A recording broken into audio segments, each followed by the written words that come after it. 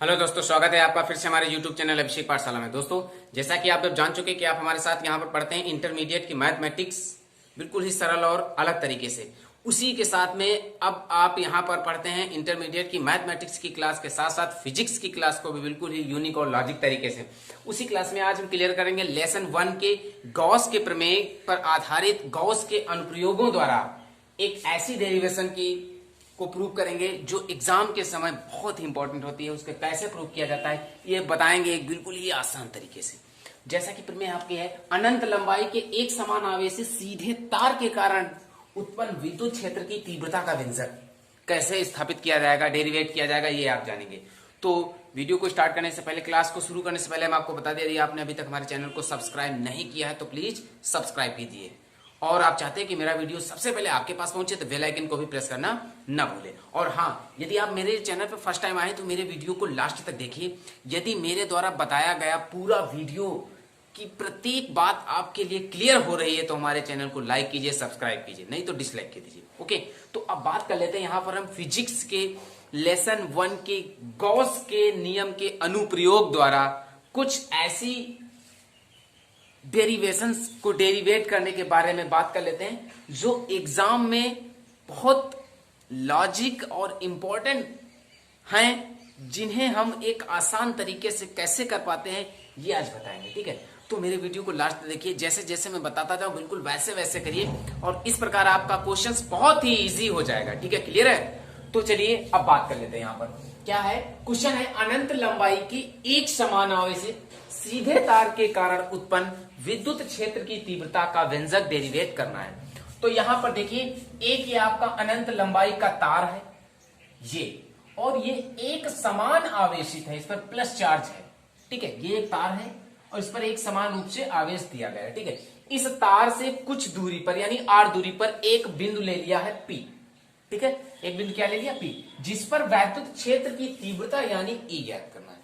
ठीक है, इस बिंदु से r दूरी पर, ठीक है, ये जो आपका अनंत लंबाई का एक सीधा तार है जो एक समान रूप से आवेशित है, इससे r दूरी पर एक पॉइंट हमने P ले लिया है जिस पर विद्युत क्षेत्र की तीव्रता की गणना करनी है। ओके, इसके बाद में बात करते हैं, यहां पर हम एक बिंदु P पर अल्प पृष्ठ ले लेते हैं, एक छोटा सा अल्प पृष्ठ ले लेते हैं। यहां पर वैद्युत क्षेत्र E वेक्टर और क्षेत्रफल अवयव, इसका जो एरिया है वो dA वेक्टर है। ठीक है, ये क्या है, dA वेक्टर है। ये दोनों क्षेत्रफल अवयव dA वेक्टर और वैद्युत क्षेत्र E वेक्टर आपस में समांतर है क्योंकि इनकी दिशा सेम है, एक ही ओर है, अंतरिक्ष समांतर है। जब कोई दो वेक्टर्स आपस में समांतर होंगे तो उनके बीच का जो एंगल बनेगा वो क्या बनेगा, 0 1 यहाँ पे बनेगा। ठीक है, और ये जो अब हम इस क्षण के चारों ओर एक बेलनाकार गॉसियन पृष्ठ की कल्पना करते हैं। ये एक बेलनाकार गॉसियन पृष्ठ है, इसकी कल्पना की जाती है जो L लंबाई का है यहाँ पर। ठीक है,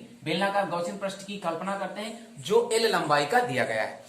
अब यहाँ पर इस तार के निकट वैद्युत क्षेत्र की तीव्रता की गणना करनी, तो जो इस डेरिवेशन, जो इस फिगर में हमें दिख रहा है, इसी को हमें यहाँ पे मोटिवेट करना है। ठीक है, जो इस फिगर में हमें दिख रहा है इसी को यहाँ पे एक्सप्लेन करना है।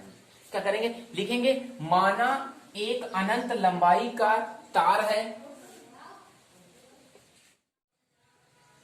जो एक समान रूप से आवेशित है। ठीक है, इस तार से r दूरी पर एक बिंदु P है जिस पर वैद्युत क्षेत्र की तीव्रता ज्ञात करनी है।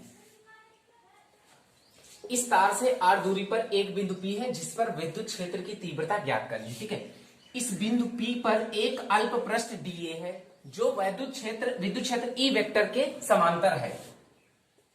ठीक है, इस आप क्या लिखेंगे, इस तार के चारों ओर एक बेलनाकार गॉसियन पृष्ठ की कल्पना की जाती है, जिसकी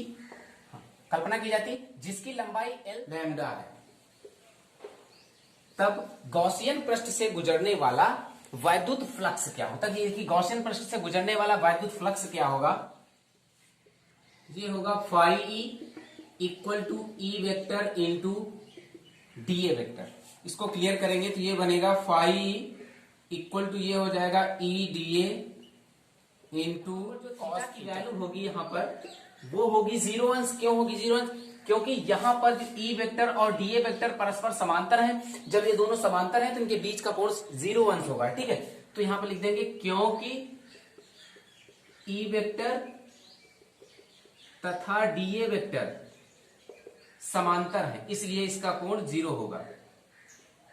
तो इसके 0 यहां पर लगा देंगे तो ये बन जाएगा phi E equal to E into DA, और कॉस थीटा 0 हो जाएगा, कॉस 0 की वैल्यू 1 होगी तो ये बचेगा फाई ई इक्वल टू ई। अब यहां पर क्या करेंगे, दोनों पक्षों का समाकलन कर देंगे।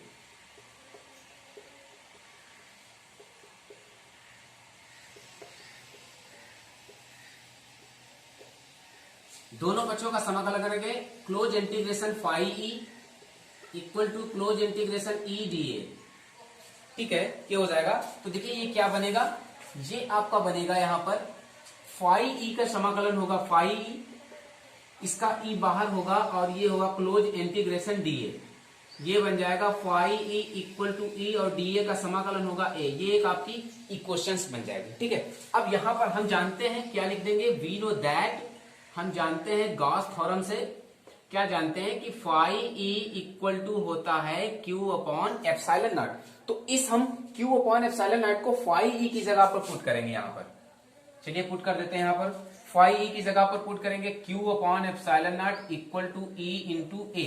इसमें ई की वैल्यू को बाहर निकालेंगे जब, तो ये बनेगा Q upon A into epsilon naught. ठीक है, ये बन जाएगा E equal to Q upon A into epsilon naught. अब यहां पर जो ए दिया गया है ये इस बेलनाकार गॉसियन पृष्ठ का क्षेत्रफल है। तो यहां पर जो बेलनाकार गॉसियन पृष्ठ का क्षेत्रफल होगा वो क्या होगा, होगा ए बराबर 2 पाई आर एल। मैथमेटिक्स के फॉर्मूले से बेलन का क्षेत्रफल वक्री पृष्ठीय क्षेत्रफल होगा यहाँ पर 2 पाई आर एच होता है, लेकिन यहाँ पर लंबाई इसकी एच नहीं एल है, इसलिए इसका हो जाएगा 2 पाई और एल। इस वैल्यू को हम पुट कर देंगे ए की जगह पर। तो देखिए ये क्या बनेगा आपका, ये बनेगा E equal to Q upon 2 pi R L into epsilon naught. ठीक है, अब यहां पर हम Q की बात कर लेते हैं। Q को हम यहां पर एक फॉर्मूला यूज कर देंगे, लैम्डा बराबर Q अपॉन एल होता है। ये लैम्डा क्या है, ये है इस बेलनाकार गॉसियन पृष्ठ का रेखीय आवेश घनत्व। ठीक है, बेलनाकार गॉसियन पृष्ठ का रेखीय आवेश घनत्व इस लैम्डा बराबर होगा Q अपॉन एल। ठीक है, यहां पर हम Q की जब वैल्यू निकालेंगे तो Q बराबर होगा लैम्डा एल। इस Q की वैल्यू को हम यहां पर पुट करेंगे। अब यहां पर बात कर लेते हैं, आप थिंकिंग कर रहे होंगे कि ये रेखीय आवेश घनत्व होता क्या है। यहां पर लैम्डा बराबर Q अपॉन एल, ये रेखीय आवेश घनत्व, इसका मतलब है कि प्रति एकांक लंबाई पर, ठीक है, इसकी परिभाषा नोट कर लीजिए, प्रति एकांक लंबाई पर वितरित आवेशों की संख्या को, ठीक है, वितरित आवेशों की संख्या को उसका रेखीय आवेश घनत्व कहते हैं, या आवेश का रेखीय घनत्व कहते हैं। इसे लैम्डा से व्यक्त करता है, lambda equal to Q upon L. तो इसमें क्यू की वैल्यू को निकाल देंगे, क्यू बराबर लैम्डा एल। अब क्यू बराबर लैम्डा एल इसमें पुट करेंगे यहां पर, तो देखिए ये बन जाएगा ई इक्वल टू क्यू की जगह पर lambda L upon 2 pi R L into epsilon naught, और यहां पर लिख देंगे क्या, Q equal to lambda L. ठीक है, यहां पर ये लिख देंगे तो ये यल कैंसिल होगा, ये बचेगा E equal to lambda upon 2 pi epsilon naught into R. ऐसे अलग अलग भी कर सकते हैं, क्या लिख सकते हैं, E equal to 1 upon 2 pi epsilon naught into lambda upon R, ये भी लिख सकते हैं 1 upon 2 pi epsilon naught into lambda upon R. अब इसमें क्या करेंगे, 2 से मल्टीप्लाई, 2 से डिवीजन, 2 से ऊपर गुणा 2 से नीचे गुणा, तो ये देखिए क्या आपका बन जाएगा, ये बन जाएगा E इक्वल टू 1 अपॉन ये 2 से मल्टीप्लाई हो जाएगी 4 पाई एप्सिलॉन नॉट इंटू ये हो जाएगा आपका 2 लैम्डा अपॉन आर। ये होगी इसकी क्लियर डेरिवेशन, यानी अनंत लंबाई के एक समान रूप से आवेश से सीधे तार के निकट विद्युत क्षेत्र की तीव्रता का व्यंजक होगा E equal to 1 upon 4 pi epsilon naught into 2 lambda upon R होगा। यदि हम इसे ध्यान देते हैं, यदि हम इसे एक सदिश के रूप में लिखें, वेक्टर के फंक्शन में लिखें, तो क्या लिखेंगे इसे, तो इसे लिखेंगे E vector equal to 1 upon 4 pi epsilon naught into 2 lambda vector upon R. ये होगा इसका सदिश रूप। ठीक है, ये क्या होगा इसका सदिश रूप। दोस्तों कैसी लगी आज की क्लास, कैसा लगी आज की ये डेरिवेशन, हमें कमेंट करके जरूर बताइएगा। यदि मेरी डेरिवेशन आपको क्लियर समझ में आए तो प्लीज यार चैनल को लाइक, सब्सक्राइब और अपने साथियों से जरूर शेयर कीजिए, उनसे बताइए कि मैथमेटिक्स की क्लास के साथ साथ यहाँ पर फिजिक्स की क्लास को भी एक आसान तरीके से पढ़ना संभव हो गया है। ठीक है दोस्तों, आप हमें फॉलो करते रहेंगे, हम आपको देते रहेंगे इसी प्रकार एक्सरसाइज बाय लेसन डेरिवेशनों को एक आसान तरीके से डेरिवेट करके। ओके, तो आप हमें देते रहेंगे। और हाँ, ये डेरिवेशंस आपकी उस डेरिवेशंस, ये जो डेरिवेशंस हैं आपकी, ये वहां से ली गई हैं जो हमारे गवर्नमेंट ने 30% सिलेबस कम कर दिया, उनको हटा करके जो दिया जा रहा है, ये जो सिलेबस आपको पढ़ाया जा रहा है हमारे चैनल पे, ये केवल 70% सिलेबस में, यानी इस बार जो 2021 के एग्जाम में आने वाले हैं तो उसमें से ये दिया गया, ठीक है। यानी आप ये इस भ्रम में ना हो कि ये सिलेबस ये तो आउट ऑफ उससे है, जो 30% सिलेबस कम किया गया है हर सब्जेक्ट में, उससे आउट ऑफ हो, तो ऐसा आप बिल्कुल निश्चिंत रहें कि ये जो सिलेबस यहाँ पर पढ़ा रहे हैं इस वर्ष आपको यहाँ पर, वो बिल्कुल आपके 70% सिलेबस जो आपका एक्टिव है उसी में से ये आया है, ठीक है। तो आप निश्चिंत रहिए, फिजिक्स और मैथ की क्लासेस को आराम से पढ़ते रहिए, कमेंट करके हमें जरूर बताइएगा कैसी क्लासेस आपको लग रही है। Okay, thanks.